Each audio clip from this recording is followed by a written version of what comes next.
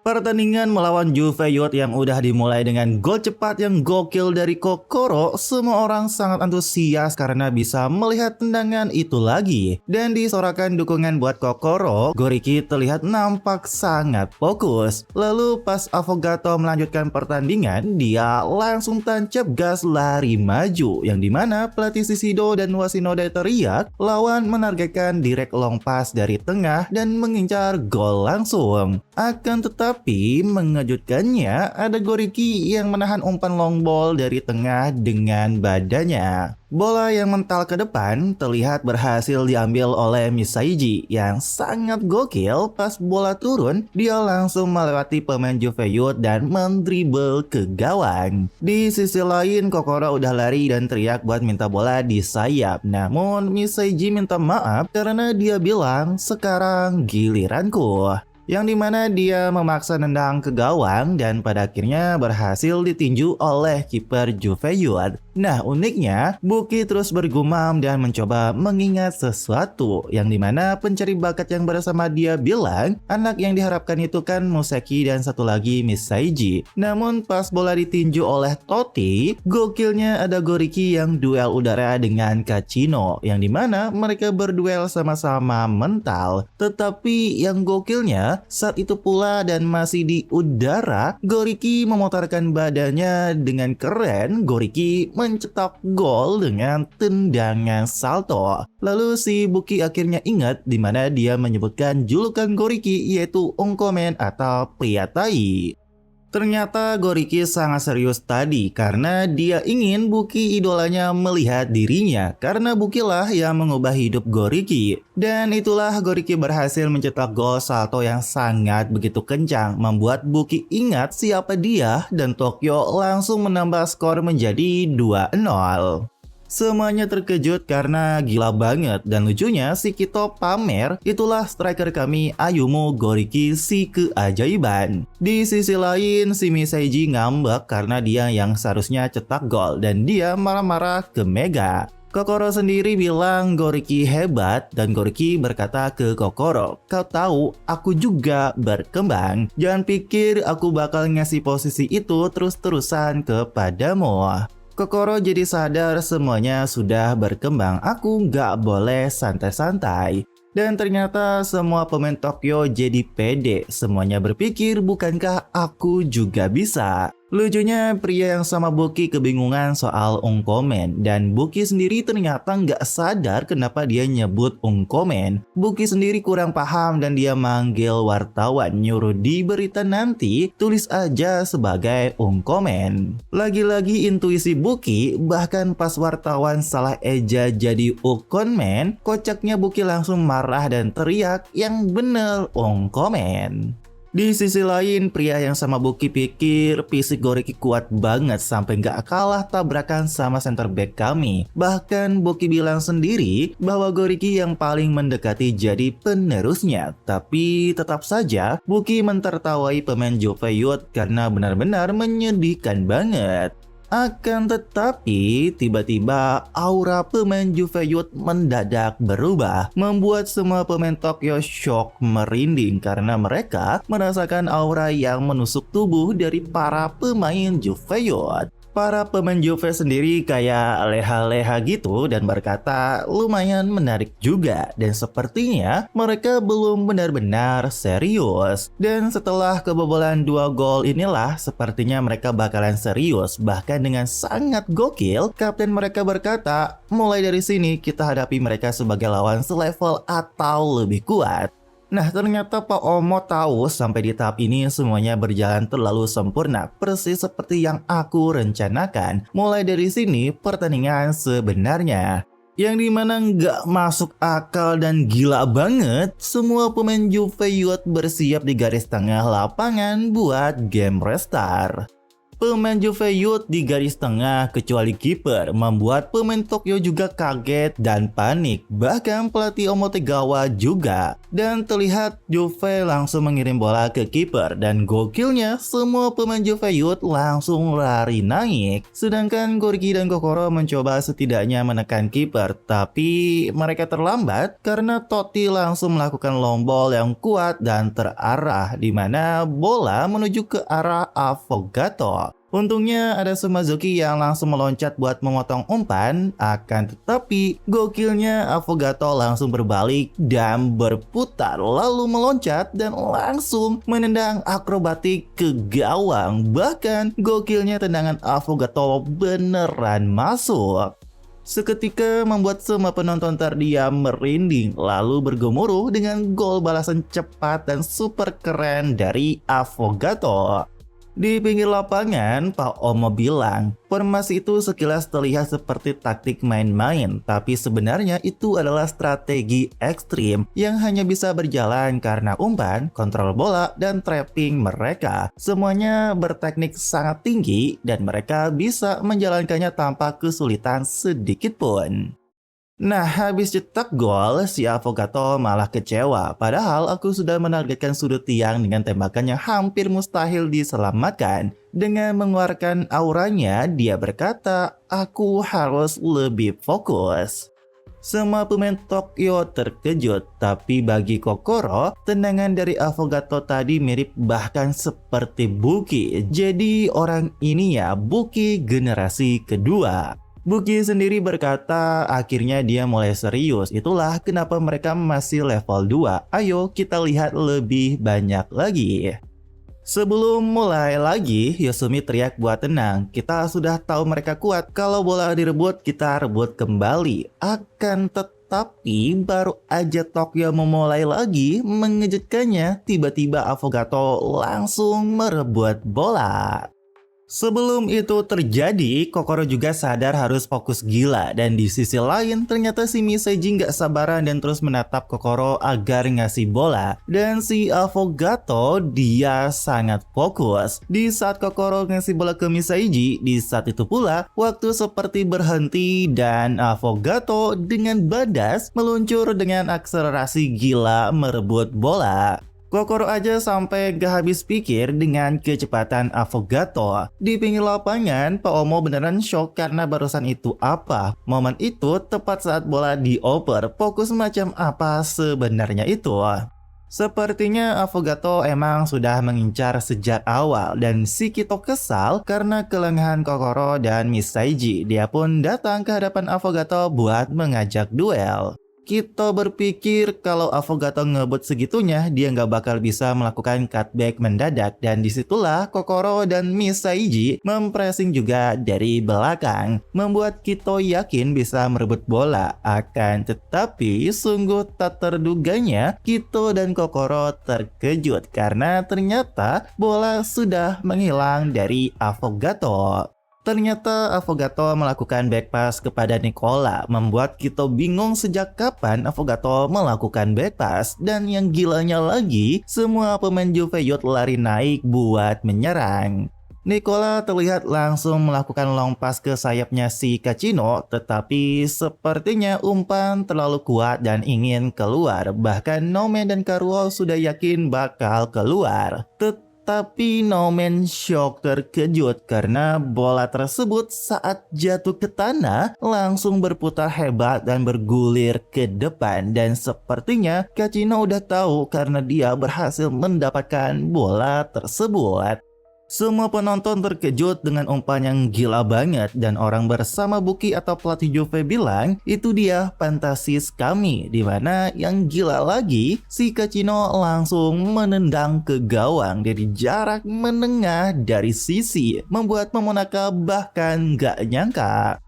Kachino yang nendang langsung dari jarak menengah bahkan di sayap, Momonaga langsung meloncat dengan perhitungannya dan berhasil mengenai bola di ujung jarinya. Momonaga juga meneliti kemungkinan besar Kachino menargetkan sisi kiri, tapi tidak kusangka dia bisa menendang jarak menengah secepat dan setajam ini. Dan nyaris banget karena bola membentur tiang dan kembali ke lapangan. Namun sayangnya, bola yang memantul dengan cepat itu ada si Affogato yang ingin menyambut bola, membuat semuanya terkejut karena dia beneran sendirian dan tinggal menendang. Karo dan Nomen sekuat tenaga buat lari, namun untungnya ada si Sumazuki dan Yosumi tiba buat menghadang Affogato. Mereka menahan Affogato biar nggak nyambut bola, membuat Noriyasu dan Kito pun lega. Tetapi pas bola datang dan Yosumi ingin mengambilnya, tiba-tiba dengan sekejap ada Nicola yang langsung mentap bola dengan cantik, dimana sangat gokilnya ternyata sentuhan Nicola langsung menuju pojok gawang dan beneran menjebol gawang Momonaga dengan sangat elegan, bahkan membuat Yosumi dan Sumazuki pun hanya bisa terdiam.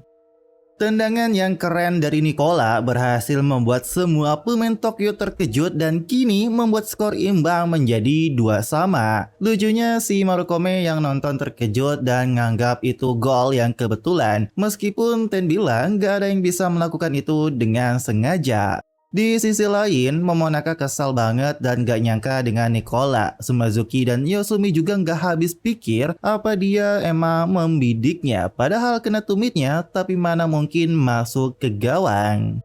Si Nicola sendiri berkata beda dari prediksi tapi tidak masalah, masuk persis seperti yang kubayangkan. Namun dia bilang ke Affogato, tapi ini seharusnya kan tugasmu. Ya kebodohanmu itu sudah masuk di perkiraan dan lucunya membuat Affogato kesal karena dia yang malah disalahin. Bahkan sekelas Buki bilang gol tadi bukan keberuntungan. Mereka meski masih jauh di bawah levelku tapi game make mereka cukup bagus. Di sisi lain, Pak Oma terkejut karena semua perkembangan itu Nicola dalam sekejap tadi tekniknya membuat hal mustahil jadi mudah. Nah, si Yosumi teriak buat semangat. Memang mereka menyamakan skor, tapi pertandingan masih panjang dan semuanya pun ikut menyemangati satu sama lain. Tetapi meski mereka teriak begitu, mereka juga sadar dalam waktu sependek ini keunggulan 2 gol kami dianggap tidak ada. Si Nicola nomor 10 juga gila banget, bukan cuma Affogato. Bukankah ini nggak bagus? Kita harus gimana? Semuanya yang panik, mengejutkan si Miseiji malah nyantai bertanya, kenapa kalian semua panik gitu? Kalau begitu ya tinggal cetak gol balik aja bukan? Dan dengan percaya dirinya, Miseiji bilang, lagi pula bisakah kalian mengumpan bola kepadaku? Semua rekannya terkejut dengan Miseiji karena dia beneran percaya diri banget tanpa tekanan. Bahkan pas ditanya apa dia punya rencana buat balikin keunggulan, si Miseiji malah menjawab rencananya adalah bakatku.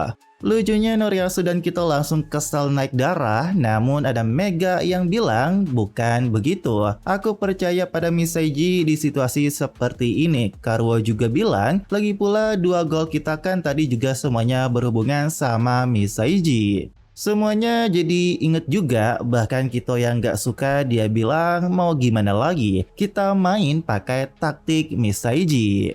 Nah, semuanya setuju dan ketika tim Tokyo Restart Game memberikan ke Miseiji, Kokoro dan Goriki sendiri belum tahu harus gimana. Namun pas Miseiji langsung dihadang 2 pemain, gokilnya dia mendribble menembus 2 pemain. Bahkan habis itu ada 2 pemain lagi yang datang membuat Marukome yang nonton panik. Namun gokilnya Kokoro melihat Miseiji sangat badass mengeluarkan aura yang dimana dia berkata, aku serius, dimana dia beneran berhasil melewati semua pemain Juve Youth dengan dribble dan tekniknya. Dia beneran menggokil, membuat Goriki dan Kokoro pun terkejut. Gila, ini adalah Misaiji dalam mode seriusnya. Pak Omo juga kagum dengan skill dribble Misaiji bekerja melawan Jufeyut. Dan terlihat dia sudah berada di depan kotak penalti Jufeyut, membuat semuanya senang dengan Misaiji.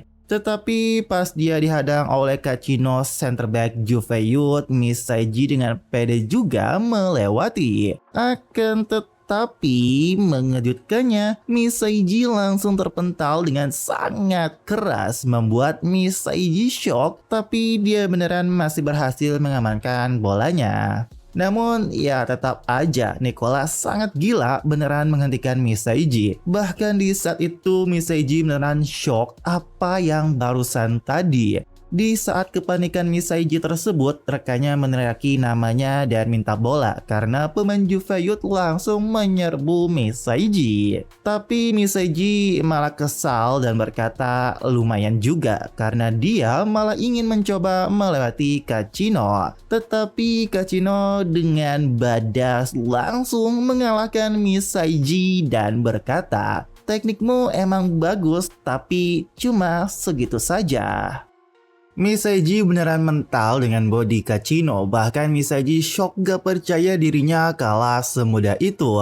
Sekelas Misaiji yang dribble paling terkuat di tim Tokyo pun dengan mudah banget dikalahkan, membuat semuanya gak percaya itu terjadi. Akan tetapi, mengejutkannya ada Kokoro yang tiba-tiba melakukan body contact mengejar Kachino.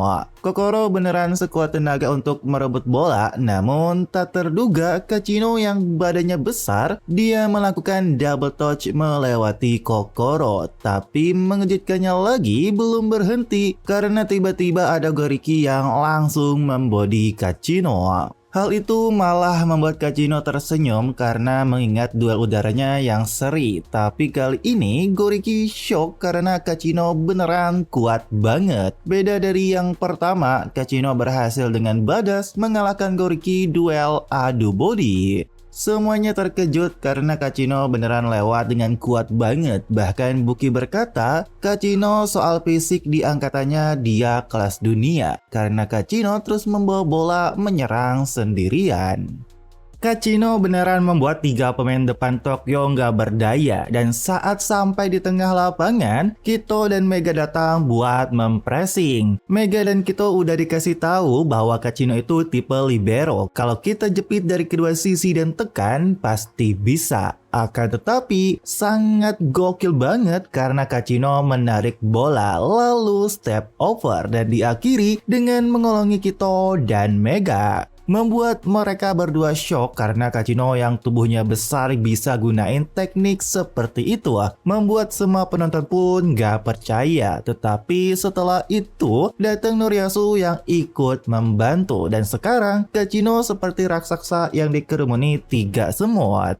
Namun Affogato dan Nicola bilang Kachino emang tubuhnya paling besar tapi dia sebenarnya playmaker paling nakal di lapangan. Yang dimana dia beneran nyantai banget bahkan nyuruh 3 pemain Tokyo buat lebih keras dan berkata coba hibur aku kalau bisa. Dimana gila banget Kachino beneran menghempaskan 3 pemain Tokyo, membuat Murukome beneran gak bisa percaya apalagi bagi Kito, Noriyasu, dan Mega. Kami bahkan gak bisa menjaga keseimbangan, selain skill dribbling fisiknya udah level dunia lain, kita harus gimana? Di pinggir lapangan, Pak Omo cemas. Kachino bukan sekedar seorang center back, teknik kontrol bolanya sudah sangat tinggi. Dan semua itu ditutup dengan fisik yang overpower. Makanya bola gak bisa direbut darinya. Sebenarnya pemain level apa dia ini? Setelah itu, Kachino berkata menyedihkan ke Nicola dan Affogato yang dilewati tadi. Kerja yang benar mulai sekarang karena Kachino langsung mengirimkan umpan ke depan pada Nicola. Akan tetapi, kejadian tak terduga karena setelah Kachino mengumpan, tiba-tiba ada Misaiji memotong umpan Kachino. Semua orang terkejut dan terdiam, namun si Kachino beneran nyantai banget seolah nggak kaget. Lalu dia berkata ke Misaiji, biasanya orang-orang bakal mentalnya langsung patah, tapi kau rupanya beda, sungguh menarik. Di sisi lain, Misaiji mengingat dikalahkan lawan Buki di tubuh Kokoro dan dengan badas dia berkata, "Ayo bermain lebih lama lagi." Nah, Misaiji yang merebut bola dari Kachino, tiba-tiba ada pemain Juve lain yang melakukan tackle. Namun sangat gokil, Misaiji bahkan gak nengok dan langsung menaikkan bola dan meloncat. Bahkan pas masih di udara dan ada pemain Juve yang lain datang, gilanya Misaiji nyentuh bola dengan lututnya ke badan pemain Juve itu. Misaiji beneran badas banget mengalahkan dua pemain Juve sekaligus. Hal itu membuat Kokoro teringat Misaiji ketika melawan Buki. Bahkan Misaiji marah ke dua pemain Juve itu, "Jangan ganggu aku," karena sepertinya Misaiji beneran ingin balas dendam ke Kachino. Dia kini membawa bola ke arah Kachino dengan badas dan langsung belok dengan double touch sangat cepat. Namun Kachino beneran masih bisa ngikutin Misaiji. Tapi saat Kachino mengikuti, Misaiji langsung berbelok arah lagi ke sisi lain. Hal itu membuat para penonton ingat itu persis saat Kokoro melawan Shishido. Semua orang tercengang melihat Misaiji yang berduel dengan Kachino di tengah lapangan. Meski Misaiji menggila, Kachino tetap bisa mengikuti karena faktanya Kachino itu pemain dengan win rate duel 1 lawan 1 nomor 1 di Eropa Youth. Saat berhadapan 1 lawan 1, Kachino selalu mengambil posisi setengah badan. Dia bahkan sengaja membuka sisi itu untuk memaksa lawan bergerak ke arah yang dia inginkan. Dia terus mengamati arah pandangan lawan dan bahasa tubuh. Dia mempelajari kaki dominan lawan dan ke arah mana lawan biasanya mencoba menembus. Itu semua harus dia pahami terlebih dahulu. Itulah kenapa dia bisa bereaksi setengah langkah lebih cepat dengan penuh kendala. Itu adalah kemampuan nyata. Tetapi si Misaiji malah jadi senang karena Kachino beneran keren banget. Dan ketika Kachino pikir Misaiji udah selesai, dia ingin langsung merebut bola. Akan tetapi, sangat gokil banget, Misaiji malah menginjak bola dengan keras ke tanah. Dan karena itu, bola pun mantul ke atas dan berhasil melewati Kachino. Bahkan membuat Kachino sendiri terkejut. Kokoro terkejut melihat Misaiji yang beneran berhasil melewati Kachino. Namun pas Misaiji udah yakin kemenangan ada di pihaknya, tiba-tiba Kachino dengan gokil berhasil men-tackle dari belakang dan berkata, "Tidak, kemenangan ada di pihakku."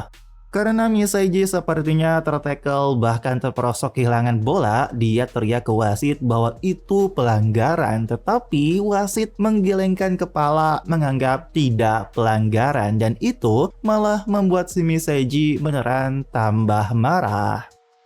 Misaiji beneran gak percaya tidak pelanggaran. Dia gak terima dan terus teriak ke wasit bahwa kakinya sakit. Padahal aku lagi menang, itu harusnya kemenanganku. Dia malah terus ngedumel, sedangkan rekan-rekannya mencoba buat menghentikan Kachino. Di sisi lain, Nicola dan Affogato langsung maju. Ternyata bukan cuma mereka, semua pemain Juve Youth semuanya maju juga. Membuat pemain Tokyo panik dan saling menjaga, bahkan Kokoro dan Goriki pun ikut mundur. Yang dimana terlihat bola ke sisi sayap dan pemain Juve Youth langsung melakukan crossing, yang dimana bola menuju Affogato yang sudah terbang meloncat. Tapi yang sangat gilanya, dia langsung dihimpit 3 pemain Tokyo di udara. Karena hal tersebut, Affogato nggak memaksa dan hanya menyentuh bola ke belakang. Yang dimana Himeno dan Amano udah seneng, tapi bola ternyata tepat jatuh ke si Kachino, yang dimana dia langsung ingin nendang. Tapi tiba-tiba ada si Misaiji datang dari belakang, teriak sangat kesal, "Kembalikan bolaku." Di mana dia membalas tackle ke Kachino dari belakang. Namun wasit malah meniup peluit karena itu dianggap pelanggaran. Bahkan Misaiji langsung mendapatkan kartu kuning. Tim Tokyo malah memberi tendangan bebas untuk Jufeyut, tetapi di sisi lain Misaiji malah sangat begitu kesal kenapa cuma aku, jangan bercanda. Bahkan Misaiji malah menyentuh wasit dan terus teriak protes. Pelatih Shishido pun teriak jangan, bahkan Kokoro ingat perkataan Buki bahwa jangan sekali ngelawan wasit karena gak akan bikin jadi baik. Semuanya pun mencoba menghentikan Misaiji, tapi kayaknya telat karena Misaiji terus teriak di depan wasit, kenapa cuma aku? Dan wasit pun terpaksa malah mengeluarkan kartu kuning kedua dan Misaiji mendapatkan kartu merah. Itu membuat dirinya shock terkejut. Tim Tokyo pun harus bermain dengan 10 orang, membuat Pak Omo shock nggak nyangka. Dan ternyata pelatih Shishido bilang kelemahan mental Misaiji akhirnya muncul. Sekali dia runtuh, sulit untuk bangkit lagi. Bahkan pelatih Juve pun berkata, sebagai pemain dia masih terlalu mentah, tidak matang. Dengan mental seperti itu, dia tidak akan mampu bersaing di dunia internasional.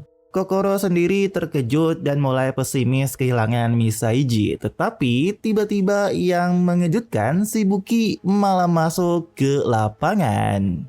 Buki malah masuk ke lapangan dan menghampiri wasit. Dia berkata soal kartu merah Misaiji. Wasit pun bertanya apakah berniat menyanggah keputusan wasit. Dan ternyata Buki masuk buat minta VAR buat mengecek pelanggaran. Himeno lalu ngejelasin ke Anami soal VAR, namun entah kenapa Himeno terasa aneh dan ternyata Pak Omo juga bingung karena ternyata Buki memprotes pelanggaran Kachino yang pertama men-tackle Misaiji. Kokoro sendiri bingung kenapa Buki malah melakukan itu ke tim Juve. Bahkan Buki mengintimidasi wasit. Lagian ini cuma pertandingan persahabatan, bukan soal siapa menang, yang penting hiburan. Dimana skor kan masih 2-2, tapi menadak jadi 10 lawan 11, atmosfernya bakal drop. Wasit bahkan takut dan berpikir, iya juga, tackle Kachino sebelumnya cukup bahaya. Buki juga bertanya ke Kachino soal tackle Misaiji tadi, dimana Kachino juga bilang gak sama sekali kena, aku cuma merasa kakiku disentuh ringan.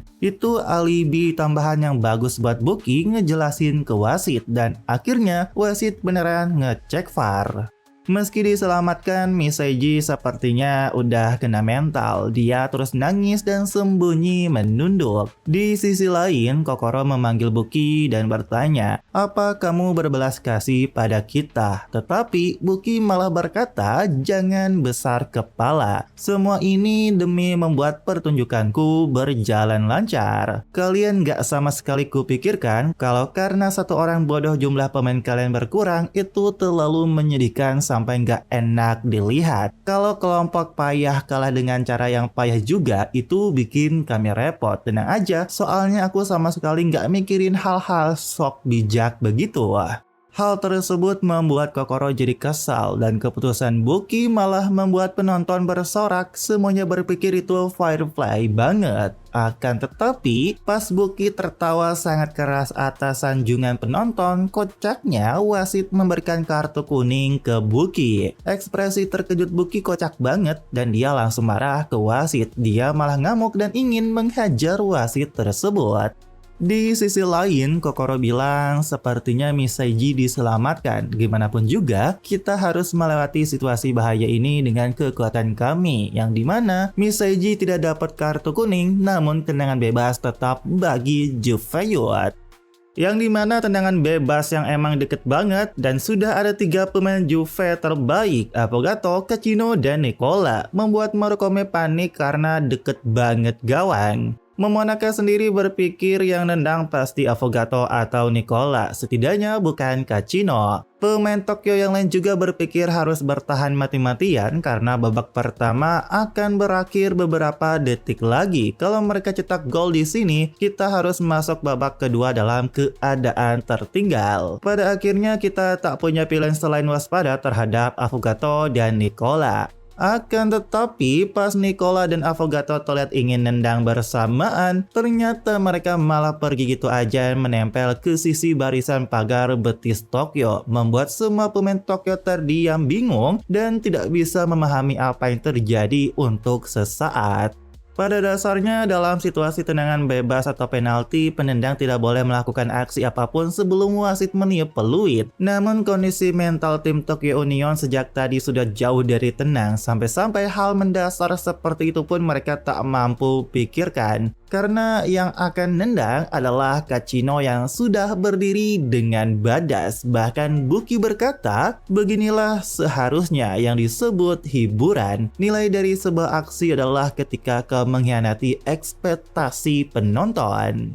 Momonaga sudah bersiap tapi panik juga karena formasi yang dibuat mempertimbangkan kemampuan mencetak gol Affogato dan Nicola. Momonaga terus berpikir dan dia teriak, seperti yang kuduga ini pasti Affogato. Akan tetapi Kokoro seketika langsung teriak juga, bukan, ini adalah Kachino yang akan langsung menendang.